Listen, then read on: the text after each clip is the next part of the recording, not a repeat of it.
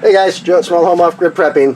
So I know I've been gone for a while here. We've had a lot of things going on, and if you remember my last video, we unpacked our other charge controller.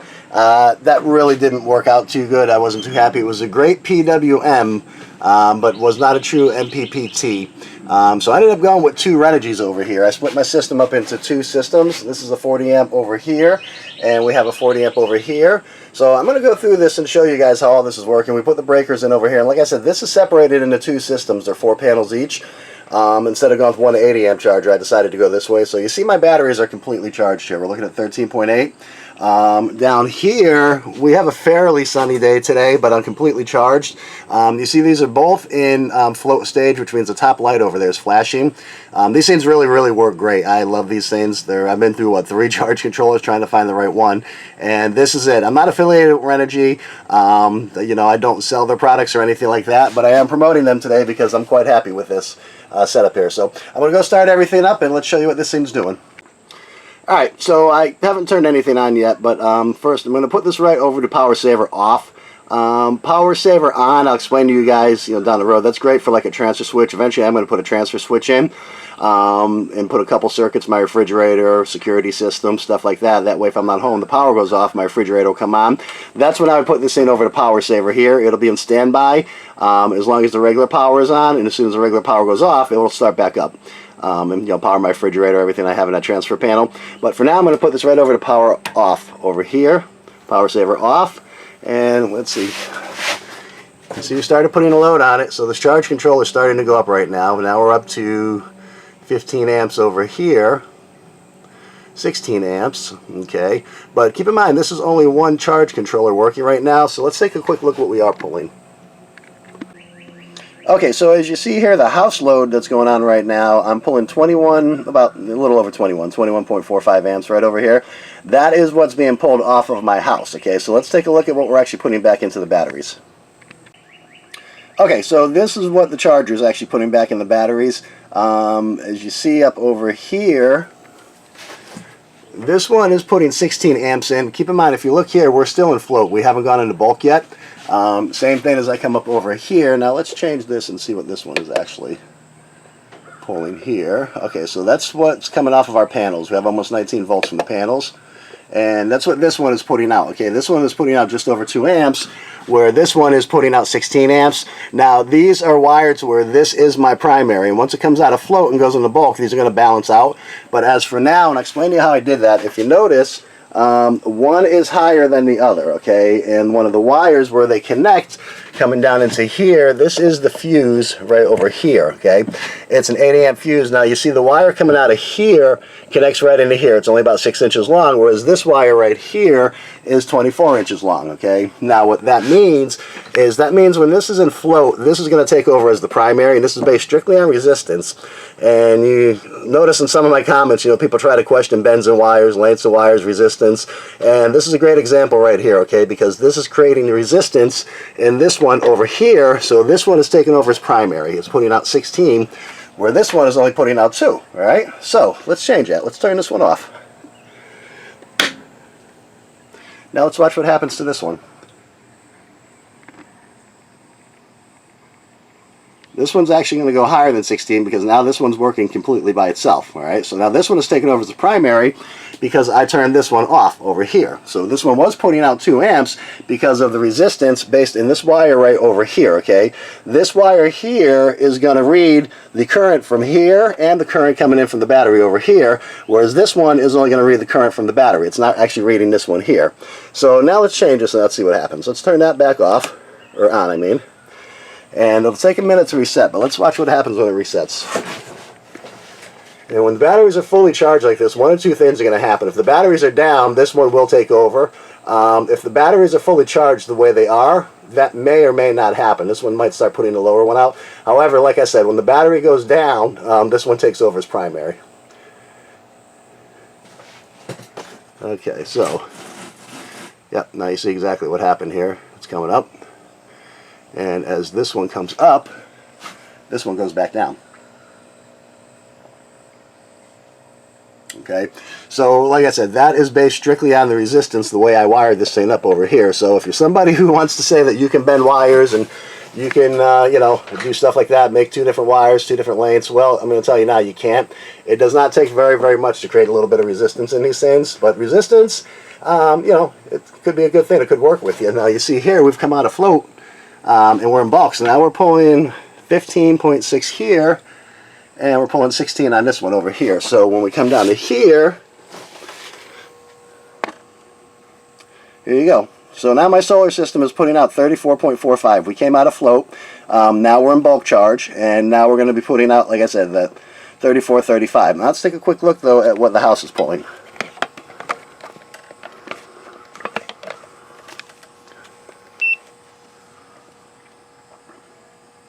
Okay, so the house is pulling 49. This is with everything running. I'm going to go turn the AC up. I have the AC down to 72 right now. So all the lights are on, the refrigerator's on, everything is on, and you see I'm not quite matching. I'm pulling 49, and I'm putting in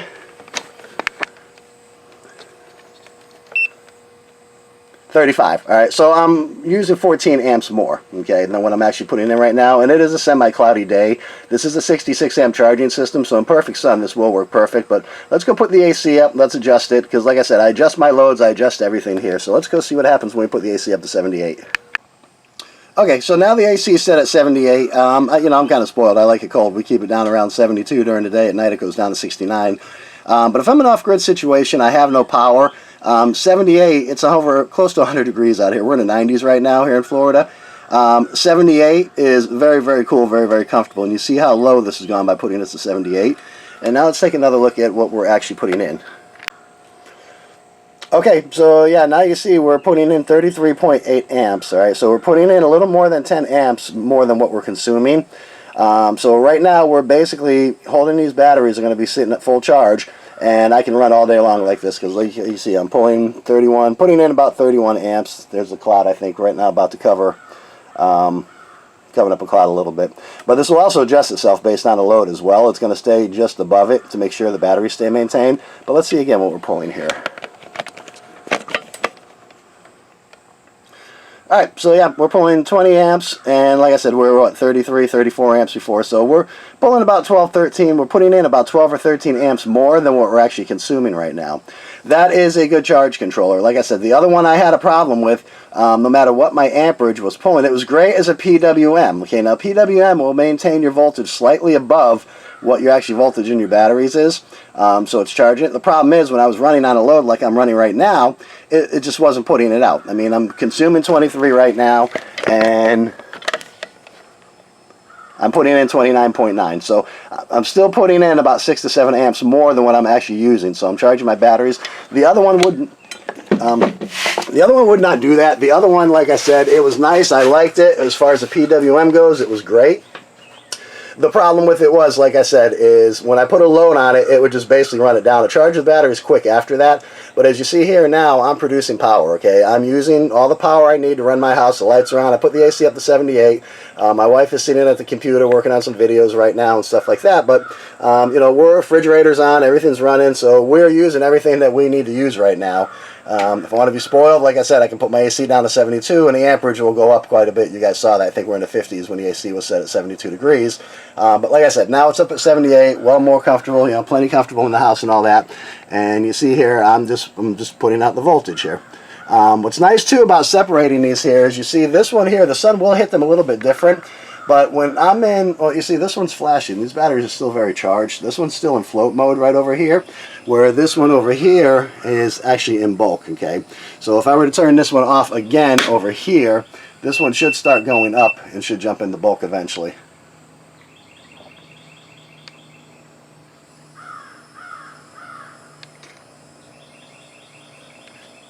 Okay, 17.59 on this bank and 0 on that. Now let's do the opposite. Let's put this one back on.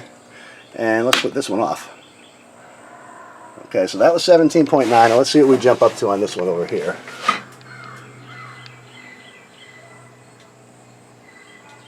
These will take a second to reset. So like I said, these Renogys, these are just fantastic. I mean, I highly recommend them. You guys know I went through a few different ones trying to figure out which one was going to work right for me. And it just, you know, I ended up buying 2 of these over here. It cost me quite a bit more money than just trying to buy one 80 amp, but It's just working out way better because these are doing what they're supposed to do. These are great chargers. So the way the sun's hitting it, it looks like we're getting about close to 17 out of each one. Let's put this one back on and see what we actually come up to. That'll take a minute to reset. And what did this one come to? So this one came to about 16, or slightly over 16 amps, 17 right over here. And the other one will start to kick in a second. Now, yeah, this light up over here, the top one, when that's flashing, that means you're on float, your batteries are charged, and they're just maintaining a charge for you. However, when you're consuming power the way I am right now, then you're going to go into bulk. Okay, now you see this one up here, it went into bulk. And we're pulling 12, 15... Alright, so this one is pulling almost 17 amps. This one's pulling almost 17 amps. So two separate systems, two separate sets of solar panels are both pulling about the same with the sun hitting them the same. So by wiring these things separate, I also know that everything is working. If I know the sun is hitting both sets equally, but one's only putting out, say, 7 amps and the other one's putting out 15, 16, well, I know I have a problem somewhere within there. So, like I said, I like the way the setup is over here. I get a little more down the road into the wiring configuration. But like I said, as you guys see here, the way I made this one the primary, now we're going down because I can see a cloud is covering us. We have big storms coming in this afternoon, and unfortunately when it comes to solar, you are dependent on what the weather is doing here. So, but yeah, you see here, and let's take another look what we're pulling. Okay, so the house is pulling just over 27 amps right now.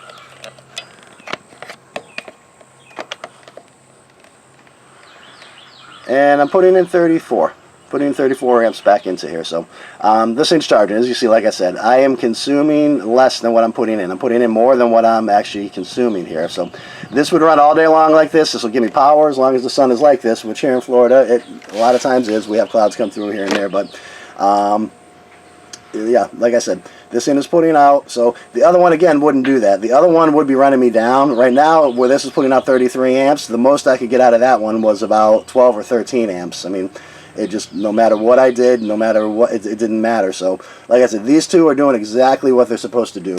And they're very user-friendly, very easy. You see right now we're reading amperage. And let's click over here. Okay, so this is telling me my battery is still showing 100% charged on this one over here. But again, this one is the secondary. Let's take a look what that says on this one, because it won't be the same, I guarantee you. No, I'm wrong. All right, it is. Usually it's not. Usually this one will start to drop a little bit faster than this one does, again, because this one is reading the battery where this one's reading both currents. So this one would usually drop a little bit faster, not by much. Generally it might be like maybe 95, 96 right now, where this one was showing 100, but you see here, it's completely charged right now. I'm 100% charged, and I'm pulling over 20 amps right now. Everything in my house is running. Like I said, these are beautiful charge controllers. I'm super happy with them here. We have 14 volts in the battery. We don't have any kind of load on these things. You could plug these in down over here with these second two over here, and you put like lights or something, and if you hit this button over here, then it turns your load on a little bit, and then you can see that it has a little bit of load. We turn this back off here, and nothing. So, alright, so this is showing me my amp hours, what I've put out so far today. And let's see, no amp hours on the load because I haven't used anything. This is the temperature that this is set for. I don't have them connected right now, but there is battery temperature sensors here that you can put in, and then it will adjust your charge based on how the batteries are heating up. Okay, and this tells me there's no codes. If there's something wrong here, it would be error, the E for error, and it says error 0. There's a book that would tell you like error 1 means this, error 2 means that. This is what we have right now. We have 14.1 volts that are going from the solar panel into the battery. 16.8 volts from the panel, which means we got a little bit of cloud, probably small cloud covered it. And 15.3 amps we're pulling. We look at this one here, 100% charged. Let's just go back. So our amperage is 15.08, 16, 111, 15.26. So now when you install these, it's pretty simple. I'll go through the installation real quick with you guys here. These are the wires coming down from the panels here. This is one set. This is another set. These are 40 amp breakers over here. There's 2 of them, again, one for each one. And then this one comes out of the bottom here, and it goes right into the PV connections right over here. This is load. This comes out to the battery to charge a battery over here. And same thing. We come around to this one over here, and these are the PV over here for the solar panels. And this one over here are the chargers. And like I said, this wire here is 6 inches long from here to here, okay? This one over here is only about 3 inches that connects into the fuse right over there. This I used a cartridge fuse only because I had one. These are actually more expensive than breakers are, but I had this, so I used it. But then, like I said, I connect this one into here, and this wire coming up here is 24 inches long. So like I said, what that means is this is your primary right over here. This charge controller right here will read what it's putting out, the current, but it also reads right into here, because keep in mind, electricity will take the least path of resistance no matter what. So this one is reading directly from the battery here, whereas this one is reading both currents combined together. That makes this the primary one right over here. Alright, so now let's take a look at AC power. That's the DC current that we've been pulling, shown here. This is one leg right now that it's pulling here. So one leg is pulling 2 amps. And let's take a quick look at the other leg. The other leg is pulling just over 1. So we're pulling a little over 3 amps AC on here, total here. Now these things here, like I showed you guys before, let me get this, I'm not sure if you've seen it or not, but like I showed you before, hold on, let me set this meter here. Alright, so now let's take a look at the voltage coming off of the inverter here. Alright, so we're putting out 229, pretty close to 230, right about 230 that this thing is putting out here. These are great inverters. Part of the reason I haven't been able to make a video for a while is I've been setting up. I'll include a link here because, like I said, these are priced very economically. They do great. Some of the newer versions where I just showed you my voltage here is right at 230. That's great for me. And it's great in a lot of cases. In most cases, 220, 230, 240 is considered, pretty normal voltage. In some cases, if there might be like LED, I do have a problem with one LED bulb that really wants the 120. Everything else in the house works perfect. But the great thing is, like I said, the newer versions that start at the 8,000 watts. This is a 6,000.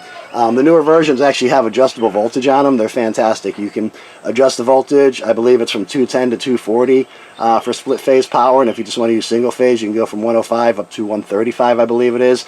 I have all the specifications, written down in there. But this thing, like I said, this thing is just beautiful. It's a monster. We are now set up. I'll include a link. We have these in many places, but right now our Etsy store is the most set up, where we have a lot of these things in here. And you just look at the size of that transformer. I mean, that wire, that's number 12, maybe even number 10 wire that they use on this transformer. This thing is just a beast.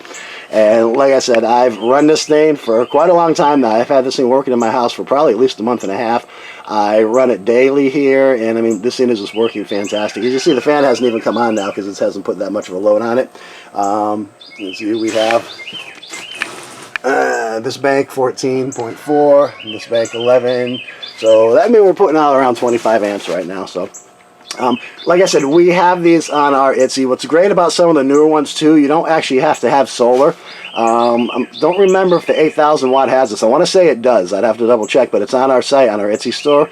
These can be connected to AC power, and then with the AC power, you plug them in. They have a battery charger, so you don't even need solar panels. You can maintain your batteries, keep your batteries charged. If you want to use them, they'll automatically swap back and forth. It'll swap you off when the batteries go too low, start charging it again, then swap you back on. So that's all in the settings. You can do all that yourself. They have an automatic transfer switch in them, but they're really great because, like I said, the newer ones, you don't actually have to have solar panels. If you're concerned with the storms and the power, you guys remember last year we had all this heat out west and everything like that, and everybody was overloading the power grid, and they kept getting power outages everywhere.